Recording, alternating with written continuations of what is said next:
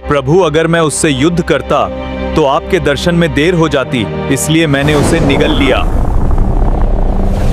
जरा सोचिए, भगवान का सबसे शक्तिशाली अस्त्र और कोई उसे निगल जाए। यही हुआ था द्वारका में, जब हनुमान जी ने सबका घमंड तोड़ दिया। द्वारका में उस समय तीनों ओर अहंकार का माहौल था। गरुड़ को अपनी गति पर गर्व था, सुदर्शन चक्र को अपनी अपार शक्ति पर और सत्यभामा को अपने अद्वितीय सौंदर्य पर। एक दिन गरुड़ ने श्री कृष्ण से पूछा, प्रभु, क्या इस संसार में मुझसे तेज उड़ने वाला कोई है? भगवान बस मुस्कुराए, कुछ नहीं बोले। सुदर्शन चक्र ने भी गर्व से पूछा, क्या मेरी शक्ति से बढ़कर कोई अस्त्र है? श्री कृष्ण फिर मौन रहे। उधर सत्यभामा ने भी कहा, क्या इस युग में कोई मुझसे अधिक सुंदर हो सकता है क्या? माता सीता भी मुझसे सुंदर थीं। अब भगवान समझ गए, अहंकार अपनी सीमा पार कर चुका है। उन्होंने एक लीला रची। गरुड़ को हिमालय भेजा, जहां हनुमान जी तपस्या कर रहे थे। संदेश दिया गया कि द्वारका में श्री राम और माता सीता उनका इंतजार कर रहे हैं। सुदर्शन चक्र को आदेश मिला कि द्वार पर पहरा दे और किसी को अंदर न आने दे, और सत्यभामा को महारानी की तरह सजकर बैठने को कहा गया। गरुड़ गर्व से हिमालय पहुंचा, लेकिन जैसे ही उसने हनुमान जी को संदेश सुनाना शुरू किया,